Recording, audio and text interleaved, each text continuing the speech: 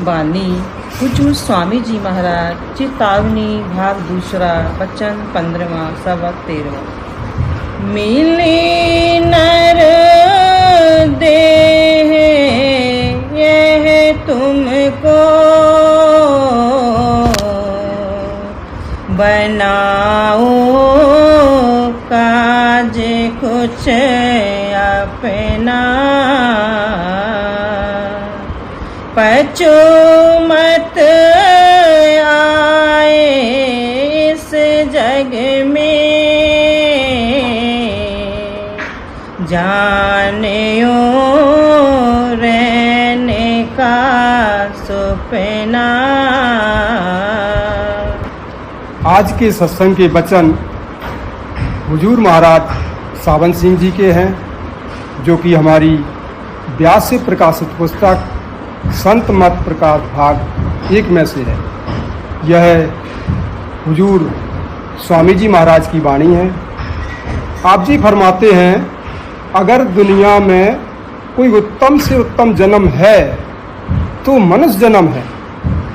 यह तो सत्संग में कई बार अर्ज किया जा चुका है कि इस दुनिया के 2 हिस्से हैं, एक जल दूसरा थल। पहले जल को ले लो। जल में जीव क्या खाते हैं? जीवों को जीव खाते हैं। व्हेल मछली और मगरमच्छ बड़ी मछलियों को खा जाते हैं। बड़ी मछलियाँ छोटी मछलियों को खा जाती हैं। अब थल की ओर आ जाओ। यहाँ भी जीवों को जीव खाते हैं। शेर और बाघ गीदड़ को खा जाते हैं। गीदड़ भेड़ बकरियों को खा जाते हैं। भेड़ बकरियां पौधों को खा जाती हैं। बाज चिड़ियों को खा जाते हैं। चिड़ियां कीड़े मकोड़ों को खा जाती हैं। गुरु नानक देव जी फरमाते हैं, जेते दाने अन्न के जिया बाजना कोई। बेशुमार जीव हमसे टकरा कर मर जाते हैं। बेशुमार जीव हमारे सांस लेने से अंदर चले जाते हैं और मर जाते हैं। इस दुनिया में इतने जीव हैं कि अगर सुई की नोक रखो तो उसके नीचे भी 20 जीव आ जाते हैं। यह वायुमंडल जीवों से ठसाठस भरा हुआ है। उस मालिक ने जीवों को 4 श्रेणियों में बांटा है, अंडज, जेरज, स्विदिज और उद्भिज।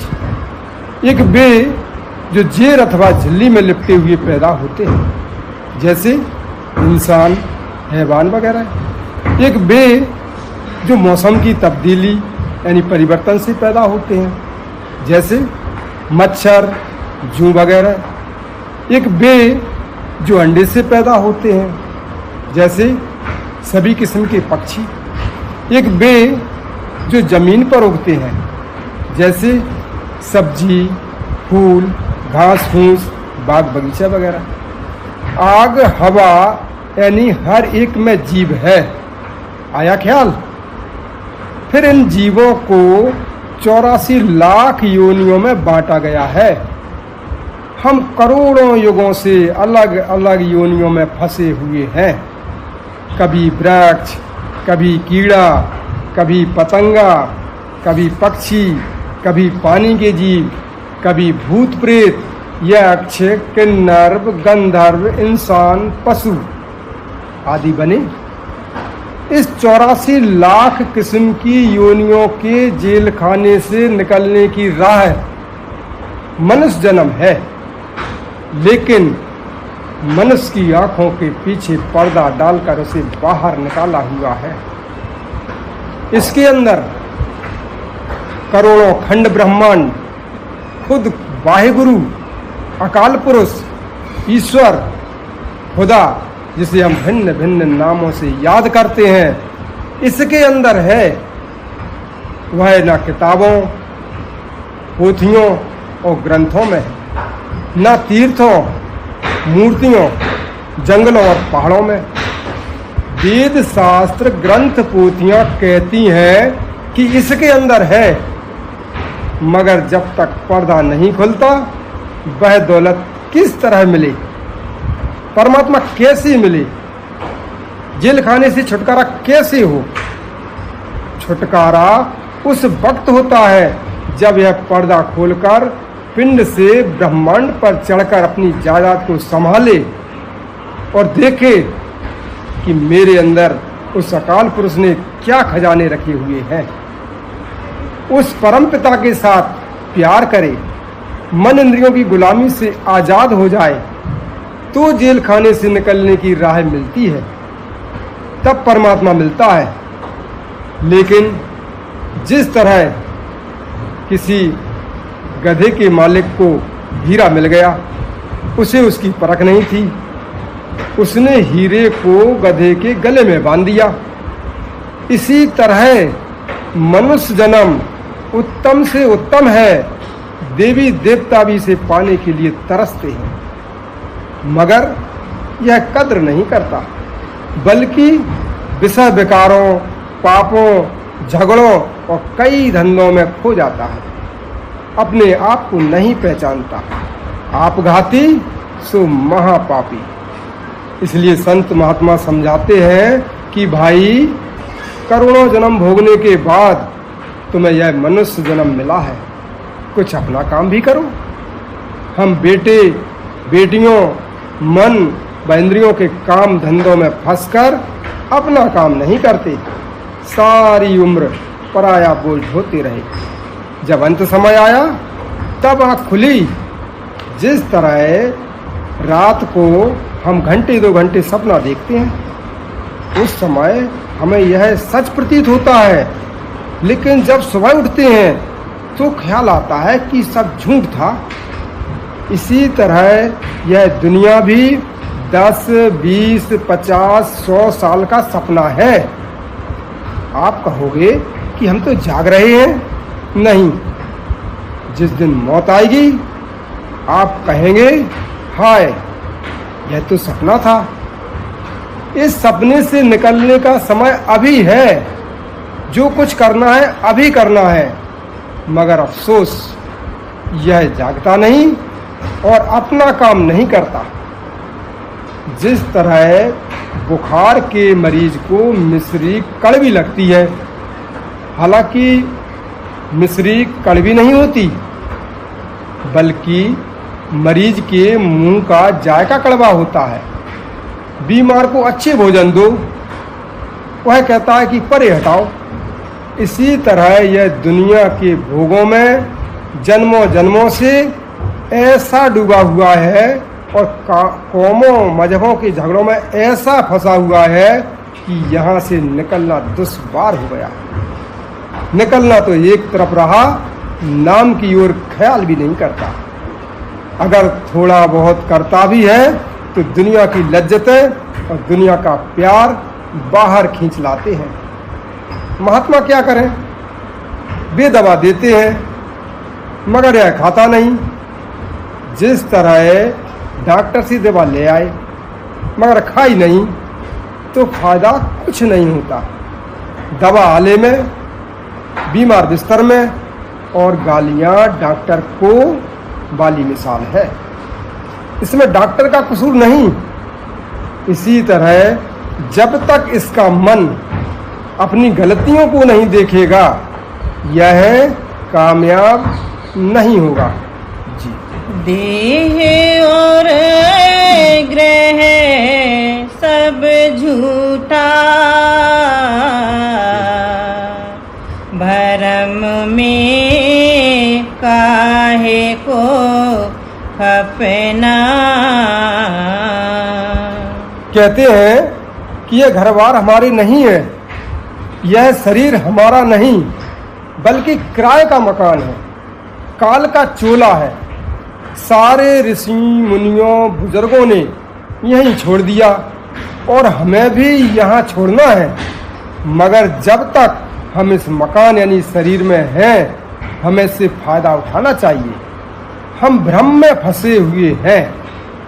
बाल बच्चे, कौम, मजहब सब भ्रम है। हम अपना कुछ नहीं करते बल्कि सारी उम्र पराया बोझ ढोते रहते हैं। आप सोचो, साथ जाने वाली कौन सी चीज है? क्या साथ लेकर जाते हो? धन दौलत साथ नहीं जाती, बाल बच्चे साथ नहीं जाते, यहाँ तक कि यह शरीर भी साथ नहीं जाता। साथ जाने वाली केवल दो ही चीजें हैं, एक सतगुरु और दूसरी शब्द धन। लेकिन हमारा दोनों के साथ प्यार नहीं, फिर संभाले कौन? जी जीव सब लोभ में भूले, काल से कोई नहीं बचना। सारा संसार काम, क्रोध, लोभ, मोह और अहंकार में फंसा हुआ है। सारा जगत काल भगवान का चबेना है। यही कबीर साहब कहते हैं, जगत चबेना काल का, कुछ मुख में कुछ गोद। करोड़ों कौमें आईं और चली गईं, बना कुछ भी नहीं। हैरानी इस बात की है कि हम लोगों को मरते हुए देखते हैं, मगर मन कहता है कि तेरी मौत नहीं। मरने वाले तो और हैं। काम, क्रोध आदि डाकुओं और इंद्रियों ने इस पर कब्जा कर रखा है, यह सोचता नहीं। इसके विपरीत जब आपको किसी सफर पर जाना होता है तो 10-15 दिन पहले ही सामान बांध लेते हो। किसी सराय, होटल या धर्मशाला में ठहरने और खाने का पहले से ही इंतजाम कर लेते हो। किस राह जाना है, किस तरह जाना है, इन सारी बातों को पहले ही सोच लेते हो। लेकिन कभी किसी ने सोचा है कि इस घर यानी शरीर को छोड़कर आगे कहाँ जाना है और किस तरह जाना है, किस राह जाना है, और रास्ते के लिए तोसा यानी सामान क्या ले जाना है? मन माया की गफलत और इंद्रियों के नशे में अक्ल मारी गई है। तृष्णाग्न जग जारा, पड़ा सब जीव को तपना। आशा, तृष्णा ने सारे जगत को कैद कर रखा है। सारा संसार आशा और तृष्णा की आग में जल रहा है। 10 वर्ष, 20 वर्ष या 100 वर्ष की उम्र और बंदोबस्त करोड़ों वर्षों का। जी नहीं कोई राह बचने की, जले सब नरक की अगना। करोड़ों युग गुजर गए, करोड़ों प्रलय और महाप्रलय हो गई, लेकिन इस जेल खाने से हमारा छुटकारा नहीं हुआ। सतयुग, त्रेता और द्वापर बीत गए और कलयुग में भी हम सब मौजूद हैं, मगर अभी तक छुटकारा नहीं मिला। अगर मिला होता तो आज यहाँ बैठे ना होते। हाँ, छुटकारे की राह ढूंढते हैं। गुरु अर्जुन देव जी फरमाते हैं, कई जन्म भय कीट पतंगा, कई जन्म गजमीन को रंगा, कई जन्म पंखी सर्प होयो, कई जन्म है बर ब्रख जोयो। मिल जगदीश मिलन की वरिया, चिरंग काल यह देह संदरिया। यह करोड़ों जन्मों से, बेशुमार युगों से कीड़े पतंगे, हाथी, मछली, हिरन, पक्षी, सांप, घोड़े, पेड़ आदि बनता आ रहा है। और 84 लाख योनियां भोग रहा है। अब बड़े ऊंचे भाग्य से मनुष्य का जन्म मिला है। इसे चाहिए कि निकलने का कोई उपाय करे और जो खजाना है उसे निकाले। वेद शास्त्र, ग्रंथ पोथियां और अन्य किताबें रब की महिमा करती हैं, मगर रब किताबों में नहीं है, बल्कि हमारे अंदर है। किताबों में उसका जिक्र है। विचार करो, निरंकारी राम रहीम आपके साथ है, वरना किताबों से पूछें कि वे कहाँ हैं तो वे कहती हैं कि तेरे अंदर है। गुरु अर्जुन देव जी फिर कहते हैं, सब किछ घर में है बाहर नाही, बाहर टोले सो भरम भुलाई।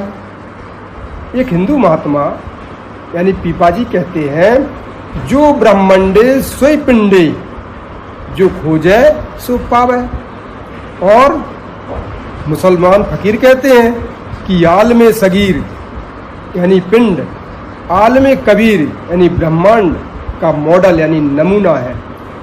जो जो महात्मा अंदर गए उन सबका एक ही ख्याल है, जब तक पर्दा लगा हुआ है आप अंदर नहीं जा सकते, और जब तक अंदर नहीं जाते जन्म मरण समाप्त नहीं होता। बात तो सिर्फ इतनी ही है जी। जलेंगे आगे में निस दिन, बहुरे भोगे जन्म मरना। आदमी खोटे पापों और कर्मों से नरकों में जाता है और जलता है। फिर नरकों से निकलने के बाद मनुष्य जन्म नहीं मिलता, बल्कि सांप, घास फूस, पशु पक्षी आदि बनने के बाद मनुष्य जन्म की बारी आती है। हाँ, स्वर्गों से उतरकर मनुष्य जन्म जरूर मिलता है। आप 1 मिनट के लिए 84 लाख योनियों का हिसाब लगाकर देखो। हमारे वेद शास्त्र पूर्ण महात्मा कामिल मुर्शिद कहते हैं कि 84 लाख योनियों में भटकने की अवधि का तो अनुमान भी नहीं लगाया जा सकता। ये तो कई युगों में पूरी होती हैं। अगर 10-10 वर्ष की औसत उम्र का अनुमान लगाएं तो मनुष्य जन्म की बारी आने में 8 करोड़ 40 लाख वर्ष लगते हैं। हालांकि यह अनुमान भी ठीक नहीं है। किसी किसी योनि की उम्र बहुत ज़्यादा है। सांपों की उम्र सैकड़ों साल होती है। जंगल की अफसर किसी किसी पेड़ की उम्र 200, 300 वर्ष की बताते हैं। आदमी की उम्र 50 या 60 साल है। अगर करोड़ों वर्ष दुख उठा उठा कर 50 या 60 साल गंदगी की खान भोगी भी, तो फिर करोड़ों वर्ष नरकों में भी काटने पड़े, क्या कोई मंजूर करता है? यह तो इसी तरह है जैसे किसी को सारा दिन आग में और सिर्फ 1 मिनट के लिए पानी में खड़ा कर दिया जाए, कोई मंजूर नहीं करता। पर हम कर रहे हैं, बल्कि यह हमारे साथ बीत रही है जी। भटकते बे फिरे खानी, नहीं कुछ ठीक उन लगना। अलग अलग खानियों और योनियों में आत्मा करोड़ों वर्षों तक भटकती रहती है। काल चक्र से देवी देवता भी नहीं बच सकते, क्योंकि यह चक्र बड़ा भयंकर है। और हम किस गिनती में आते हैं? हम विचार नहीं करते। अगर विचार करें तो रूह कांप उठती है जी। कहूँ क्या दुख वह भोगे, कहने में आ नहीं सकना। अब कहते हैं इसे जो जो दुख 84 लाख योनियों में होता है उसका बयान नहीं हो सकता। आप जरा विचार कर देखो, हजारों गाय रोज कत्ल की जाती हैं, वे चिल्लाती हैं मगर उनकी पुकार कोई नहीं सुनता। वे किसकी अदालत में दावा करें, सुने कौन? लाखों बकरियां मिमियाती रहती हैं और उनके गले काट दिए जाते हैं। मुर्गियों की गर्दन मरोड़ दी जाती है। किसी समय ये भी मनुष्य थी। मुमकिन है आप हमसे भी अच्छी रही हो, सेठ साहूकार या बादशाह रही हो, परंतु कर्मों के चक्र में आकर इस समय मुर्गियां बकरियां बनी हुई हैं। कौन सा मजिस्ट्रेट उनकी फरियाद सुनता है? कोई नहीं। आधी रात को किसान भूखे प्यासे बेजवान बैलों को हलों में जोत देते हैं। वे थक कर बैठ जाते हैं तो किसान डंडों से मारते हैं। अगर वे फिर भी नहीं उठते तो उन्हें लोहे की आड़ चुबाकर उठाते हैं। और कोई कोई बैल तो इतने थक जाते हैं कि आड़ से भी नहीं उठते। आप जी फरमाते हैं, मैंने अपनी आंखों से देखा है कि रस्सी से उनका मुंह बांध देते हैं। जब सांस रुकता है तो उठ जाते हैं। क्या यह सुख है? आप जी फरमाते हैं, मैंने पहाड़ों में खुद यानी अपनी आंखों से देखा है कि ऊंट लदे हुए जा रहे हैं। चढ़ाई का सफर है। गोरे यानी अंग्रेज सारबान से कहते हैं कि जल्दी करो। सारबान ने एक ऊंट को डंडा मारा, जैसे ही उसका पैर फिसला कतार की कतार खड्ड में गिर गई और ऊंट मर गए। इस दुनिया में दुख ही दुख है, परंतु हम विचार नहीं करते, बल्कि कहते हैं ये जग मिठा अगला किन डिठा। यह गफलत है, भूल है। अगर हम विचार करें तो बचने का इंतजाम करें। और यहाँ फिर आए ही क्यों? शराब, कबाब और भोगों ने हमारी बुद्धि भ्रष्ट कर दी है। अगर कुछ सुख है तो मनुष्य जन्म में है, मगर मनुष्य जन्म में आप अंदर झांक कर देखो, सुखी कोई नहीं है। बल्कि किसी को कर्ज का दुख है तो किसी को बीमारी का, किसी को मुकदमे का दुख है, किसी की बेटी विधवा है, किसी की पुत्र वधू विधवा है, किसी को बाल बच्चों का दुख है, किसी को कोई तो किसी को कोई। गुरु नानक देव जी कहते हैं, नानक दुखिया सब संसार। जो नाम जपता है उसी को चैन है। यही सहजोबाई कहती हैं, धनवंते सब ही दुखी, निर्धन है दुख रूप, साध सुखी सहजो कहे, पायो भेद अनूप। जिसके अंतर में नाम प्रकट हो गया वही सुखी है, उसे ही शांति है। सहजोबाई फिर कहती हैं, ना सुख विद्या के पढ़े, ना सुख वाद विवाद, साध सुखी सहजो कहे, लागे सुन्न समाज। ना आलिम फाजिल सुखी है, ना गुणी ज्ञानी सुखी है, ना वाद विवाद में सुख है, ना कौमों मजहबों में। आप जी फरमाते हैं, मैंने उपदेशकों को देखा है कि वे दूसरे मजहबों या सोसाइटियों या मीटिंगों में जाते हैं। वहाँ उन्हें बोलने की इजाज़त नहीं होती। वे सुन सुनकर लाल पीले होते हैं। हालांकि दुनिया को शांति का उपदेश देते हैं। अगर शांति है तो नाम में है। दुनिया और दुनिया के पदार्थों में सुख नहीं, ब्रह्मांड के राज में सुख नहीं। अगर है तो आपके अंदर है। दया कर संत और सतगुरु, बतावे नाम का जपना।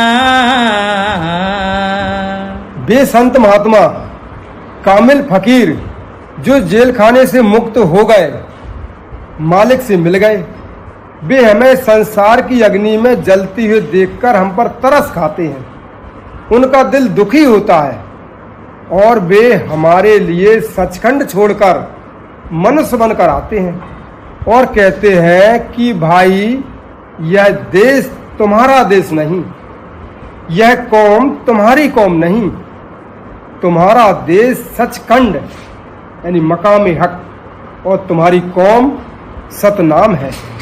वहाँ ना जन्म है, ना मृत्यु है, ना दुख है, ना सुख है। यह उस सतनाम के समुद्र की बूंद है।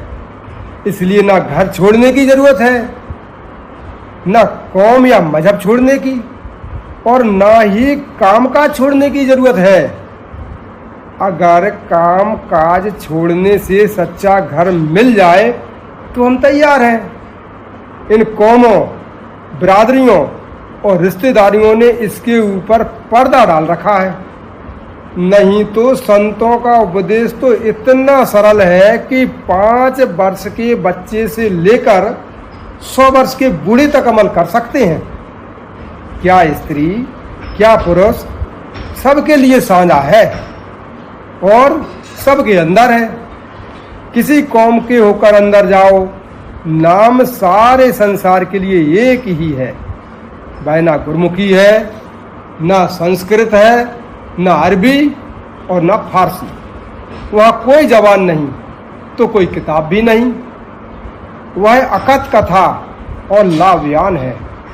मालिक से मिलने का यह मार्ग संपूर्ण संसार के लिए एक ही है। कौम और मजहब हमारे नहीं, बल्कि मन के बनाई हुई डिजाइन है। सोचो, 500 वर्ष पहले सिख नहीं थे, 1600 वर्ष पहले मुसलमान नहीं थे और 2-3 हजार वर्ष पहले बौद्ध नहीं थे, और पीछे चलते जाएं तो आखिर सिर्फ मनुष्य ही मनुष्य रह जाएंगे। ये सब झगड़े मन के पैदा किए हुए हैं। मुसलमानों का कुरान शरीफ एक है, मगर मुसलमानों में 72 संप्रदाय हो गए हैं। ये अलग अलग संप्रदाय किसने बनाए हैं? मन ने। गुरु नानक देव जी का ग्रंथ साहिब एक है, परंतु 50 संप्रदाय बन गए हैं। शायद आगे और भी बने। हिंदुओं में संप्रदाय को कोई गिनती नहीं है। ईसाइयों के भी 20 से ज्यादा संप्रदाय हैं, परंतु इंजील एक ही है। इन सबका डिजाइनर यानी बनाने वाला मन ही है। अकाल पुरुष एक है, उसकी शिक्षा एक है, मार्ग एक है और वह सबके अंदर है। जब अंदर जाओ, पर्दा खोलो, तब पता लगेगा। वहाँ ना हिंदू को कोई रियायत है, ना मुसलमान को, ना ईसाई को, ना सिख को। वहाँ किसी के लिए कोई रियायत नहीं है। कबीर साहिब कहते हैं, जात पात पूछे नहीं कोई, हरि को भजे सो हरि का हुई। वह इश्क और प्रेम का सवाल है। मन व इंद्रियों की गुलामी से आजाद होने का सवाल है। लोग यहाँ कौम, मजहब, खुदगर्जी, ईर्षा, द्वेष आदि की आग में जल रहे हैं। वहाँ कोई लिहाज नहीं। किताबें पढ़कर देख लो। जब संत सचखंड से आते हैं, वे सबको एक ही उपदेश देते हैं कि भाई, तुम्हारे अंदर नाम है, आत्मा को 9 द्वारों से निकालकर 10वीं गली में ले आओ और सूरत को शब्द यानी नाम के साथ जोड़ दो। वेद से नाद और आकाशवाणी कहती हैं। गुरु नानक देव जी ने आद सच, जुगाद सच और गुरबानी कहा है। एक ही मार्ग है और एक ही उपदेश है। सभी संतों का एक ही मिशन है, वह अजपा जाप है और खुद ब खुद जपा जा रहा है। अपनी आत्मा को उसके साथ जोड़ दो। वह 10वीं गली में खुद ब खुद हो रहा है, जिसके साथ आपको जुड़ना है। न माने जुक्ति यह उनकी, सूरत और सब देखा गहना। कहते हैं संतों की शिक्षा आसान से आसान है, कुदरती है, युगों युगों से है, वह सनातन से सनातन है, आदि काल से है, अटल है, नेचुरल लॉ है, कुदरती कानून है, जब से दुनिया बनी है तब से है। मगर इतनी आसान युक्ति होते हुए भी दुनिया नहीं मानती। मन इंद्रियों के नशे नाम नहीं लेने देते, खोटे कर्म उधर नहीं जाने देते। कबीर साहब कहते हैं, कबीर पापी भगत न भावई, हरि पूजा न सुहाए, माखी चंदन पर हरे, जह बिगंध तह जाए। खोटे कर्म करने वाली पापी आत्माओं को उनके पाप नाम की ओर नहीं आने देते। जिस प्रकार मक्खी चंदन कस्तूरी यानी मुस्क कपूर आदि पर नहीं बैठती, बल्कि सारा दिन गंदगी पर भिन्न भिन्न करती है, इसी तरह इसका हाल है। संत महात्मा चाहते हैं कि सबको निकाल लें, मगर ये कहना नहीं मानते। मोरी के कीड़े को बाग की खुशबू का पता नहीं होता। हम दुनिया के भोगों की अग्नि में जले हुए हैं, हमें पता ही नहीं कि अंदर यानी ब्रह्मांड में कितनी शांति है। संत बताते हैं, पर हम उनकी बात पर विश्वास नहीं करते। आत्मा भी अंदर है, शब्द भी अंदर है, बाहर से कुछ भी नहीं लाना, सिर्फ सुरत और शब्द का मिलाप करना है। वेद शास्त्र उसी की तारीफ करते हैं। अन्य किताबों में भी यही लिखा हुआ है कि वह आपके अंदर है। कुरान शरीफ का कथन है कि खुदा सहरग यानी सुषुम्ना नाड़ी से नजदीक है। जब तक सहरग में नहीं जाते खुदा नहीं मिलता। भगवत गीता कहती है कि वह अंदर है, परंतु हम अंदर नहीं जाते। हम चाहते हैं कि वह बातों से मिल जाए, पर वह बातों का विषय नहीं। बिना सतगुरु बिना करनी, छूटे नहीं खान का फेरना। सभी ऋषि मुनियों फकीरों का एक ही ख्याल है कि जब तक पूरा गुरु राह न बताए और यह कमाई न करे, अंदर पर्दा नहीं खुलता, जन्म मरण समाप्त नहीं होता। सीधा हिसाब है। जब तक जीते जी नहीं मरते, काम नहीं बनता। हम अल्लाह, परमेश्वर आदि लफ्जों को नाम समझते हैं। लफ्ज नाम नहीं। दुनिया लफ्जों में मर गई। लफ्ज सिर्फ रूह को नाम के साथ जोड़ने के लिए है, समझाने बुझाने के लिए है। कई बार अर्ज की है कि गुरु अंगद देव जी फरमाते हैं, अखी बाजाओ देखना बिन कन्ना सुनना। नाम आंखों का विषय नहीं है। ये आंखें और कान वह काम नहीं कर सकते। वह आंख और ही है। पैरा बाजाओ चलना बिन हत्या करना। उस देश में यह शरीर नहीं जाता। जीवे बाजाओ बोलना यूं जीवित मरना। वहाँ कोई जवान नहीं, कोई ग्रंथ, वेद शास्त्र, इंजील नहीं। वह कब मिलता है? जब यह जीते जी मरे, यानी यहाँ तक, यानी दोनों आंखों के बीच में आ जाए। 9 दरवाजों को छोड़कर पिंड से निकलकर अंड में आ जाए। जब तक यह जीते जी नहीं मरता, चाहे किसी भी कौम या मजहब का क्यों ना हो, नाम नहीं मिलता। नाम लफ्ज नहीं है। नानक हुक्म पछाड़ के तब खस में मिलना। वह हुक्म है, अमरे रब्बी है, वह हर एक के अंदर है, वह नाम है। मुसलमान फकीर भी यही कहते हैं बना में ऊ की ऊ नामे नदारत, बहर नामे की खुआनी सरबरारत। उसका कोई नाम नहीं, जिस नाम से मर्जी हो बुलाओ वह बोलता है। वह अनामी है, सबका सहायक है। लेकिन जब तक आत्मा नाम की लज्जत नहीं लेती तब तक इस 84 के जेल खाने से नहीं निकलती।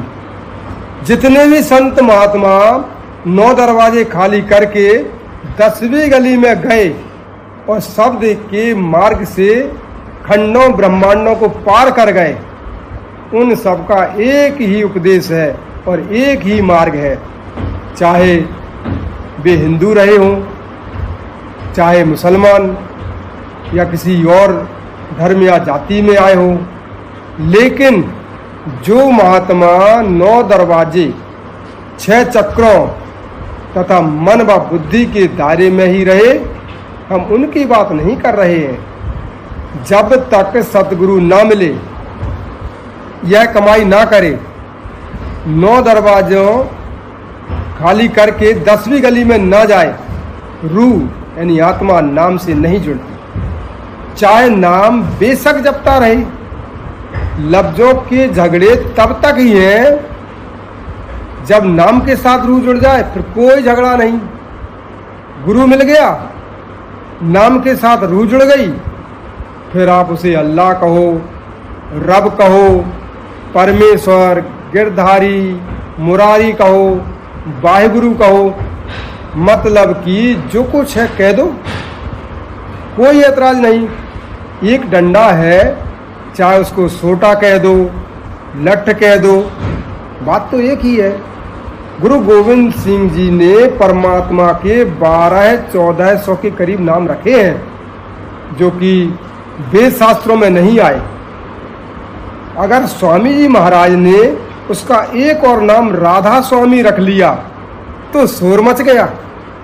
उन 1400 नामों का ख्याल नहीं, चीज इन लफ्जों में नहीं है, वह अंदर है। कहाँ लग मैं कहूँ उनको, कोई नहीं मानता कहना। महात्मा हार हार कर चले जाते हैं। वे चाहते हैं कि सबको यहाँ से निकाल कर ले जाएं, लेकिन हम भेड़ों के झुंड के समान लौट लौट कर भाव सागर में डूबते जाते हैं और दुख सहते हैं। अगर भेड़ों के बाड़े में आग लग जाए तो लोग तरस खाकर भेड़ों को बाहर निकालते हैं, परंतु वे एक दूसरे का साथ नहीं छोड़ती और वापस बाड़े में चली जाती हैं। संत बेटे बेटियों जाति बिरादरी नहीं छुड़वाते, बल्कि कहते हैं कि भाई तेरे अंदर नाम है, सच है, रोज 2-4 घंटे उसके साथ लिप जोड़। हम उनकी बात को नहीं मानते क्योंकि हमें काम, क्रोध आदि भोगों और बाल बच्चों के मोह ने पागल कर रखा है। इसलिए हम महात्मा के वचन नहीं मानते। वे जेल खाने से निकालने के लिए आते हैं, मगर दुनिया उन्हीं को तकलीफ देती है। श्री गुरु अंगद देव जी के समय में एक बार वर्षा नहीं हुई। जाटों के सियाने लोगों ने कहा कि तुम्हारे गांव में अंगद बैठा हुआ है, वह देवी देवताओं को नहीं मानता, इसलिए वर्षा नहीं होती, उसे गांव से निकाल दो, वर्षा हो जाएगी। जाटों ने गुरु साहिब से कहा कि आप अपना डेरा उठा लो। ऐसी ऊंची कमाई वाले महात्मा को भी डेरा उठाकर जाना पड़ा। श्री गुरु अमरदास जी गुरु अंगद देव जी की गद्दी पर बैठे सत्संग कर रहे थे कि गुरु अंगद देव जी का लड़का आया और लात मारकर बोला तेरी मति मारी गई है, मेरे पिता की गद्दी पर बैठा हुआ है। लोग हैरान हो गए। गुरु अमरदास जी ने कहा, मेरा शरीर बुढ़ा और हड्डियां सख्त हैं, आपके पैर में चोट तो नहीं आई? यह लो, अपनी गद्दी ले लो। फिर संगत से फरमाया, कोई ना उठे, और आप चल दिए। जब गुरु अमरदास जी चले गए तो लोग भी एक एक करके चले गए और गुरु अंगद देव जी का लड़का अकेला रह गया।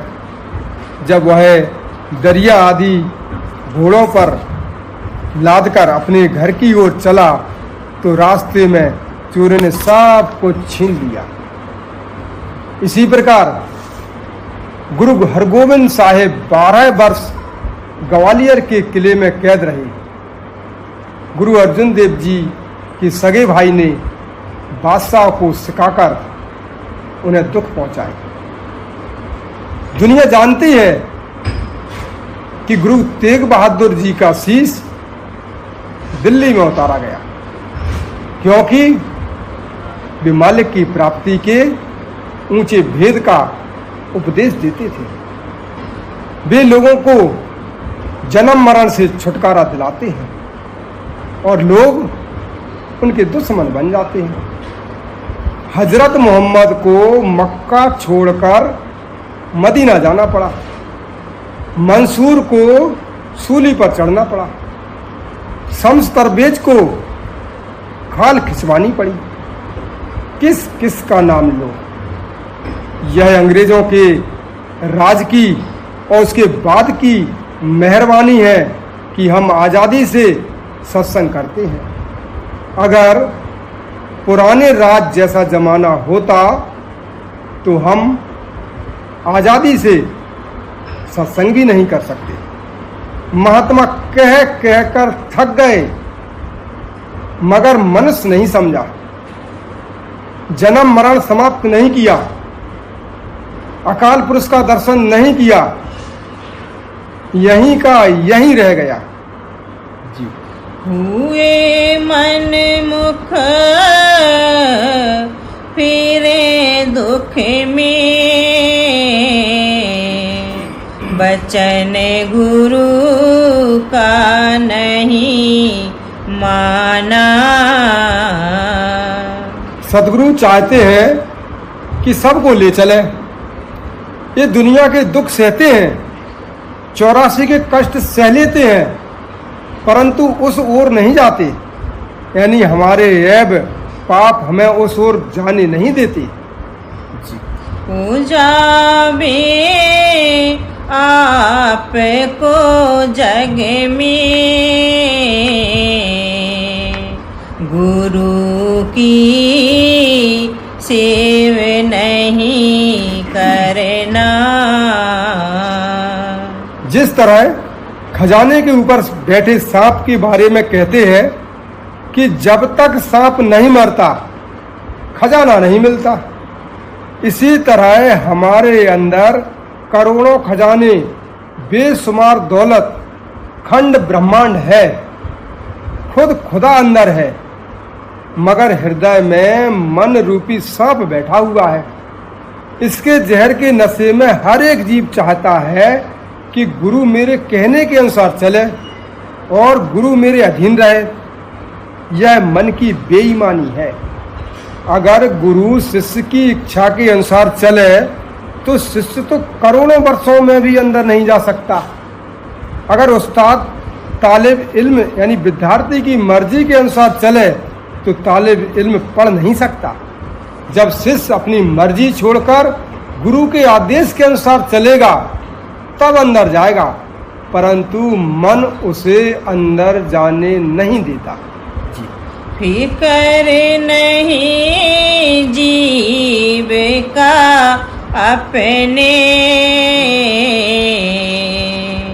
पड़ेगा नरक में फूकना। इस वक्त गफलत के नशे में उसे नफे नुकसान की चिंता नहीं उसे विश्वास नहीं कि मेरा भी कभी हिसाब होगा। हालांकि सब धर्म पुस्तकें यही कहती हैं। गुरु नानक देव जी फरमाते हैं कि एक एक ग्रास का लेखा देना पड़ेगा, परंतु यह कहता है यह जग मिठा अगला किंडिठा, अंधा हो रहा है।